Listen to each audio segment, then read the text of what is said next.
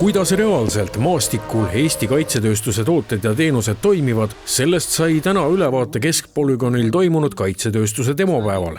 Kuhu suundub Eesti kaitsetööstus? Eesti kaitsetööstus kasvab ja areneb ja ütleme, Eesti kaitsetööstuse liit on loodud 15 aastat tagasi, kus oli alguses seal üle 20 ettevõtte. Täna on Eesti kaitsetööstuse liidus 178 ettevõtet. Meie eelmise aasta ettevõtete kogu käive kaitse- ja julgeoleku valdkonnas oli $500 miljardit, millest üle 350 miljonit tuli ekspordist. Et selles suhtes Eesti kaitsetööstus kasvab ja areneb. Kuidas läheb Eesti kaitsetööstusel? Eesti kaitsetööstusel läheb praegult väga töiselt. Et ütleme, selles suhtes julgeoleku poliitiline olukord on täna selline, mis siis ka nõuab täiendavaid vahendeid kaitsevaldkonnale. Et Eesti ettevõtted täna arendavad päris usinasti erinevaid sensortehnoloogiaid, mehitamata platvorme, tarkvaralahendusi. Üks, mis kaitsetööstuse poole pealt palju kõlanud on asjaajamisel meeletu bürokraatia. Kahjuks on jah veel ja me oleme koalitsioonileppes kokku leppinud Reformierakonnaga, et kaitsesektoris tuleb võimalikult lihtsustada protseduure. Ma arvan, et seadustes me oleme enam-vähem kõiki vajalikke muudatusi teinud. Kui miskit on vaja veel muuta, siis me oleme küsinud, palun andke meile teada.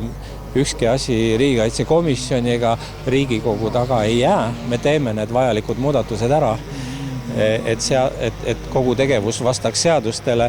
Aga tundub, et see on protseduuride tasemel nüüd, et on vaja veel rohkem lihtsustada. Ainuüksi sellest, mida me Ukrainas näeme, on vajalik see kaitsetööstus Eesti vaatevinklist ka tuua oma kodukohta tagasi. Sest et need arendused, mis puudutab siin droonindust, ma julgen väita, et ka komponentide tasemel on Eesti kaitsetööstusel võimalik panustada. Ja teist küljest need kogused, mida päriselt Ukraina sõjas kasutatakse, on ikkagi meeletult suured. Et kui me seda kaitsetööstust Eestis ise ei arenda, siis meil faktiliselt tekibki tarneahelatega üks moment puudujääk ja probleem. Tänase ürituse taustal võib öelda, et Eesti Kaitsetööstusliidu liikmed ongi need, kelle peal me ehitame üle osad oma tugevused ja kõrvaldame ka nõrkused. See, mis põllul täna toimub, on üsna muljet avaldav ja me teame, et Eesti kaitsetööstus on väga võimekad firmad, kes suudavad teha asju, mis ei ole mitte ainult tänasest lahinguväljal relevantsed, vaid tõenäoliselt ka tuleviku versioonid lahinguvälja võimendajatest. Enamus Eesti kaitsetööstuse ettevõtteid teevad väga tihedat koostööd ka Ukraina tootjatega.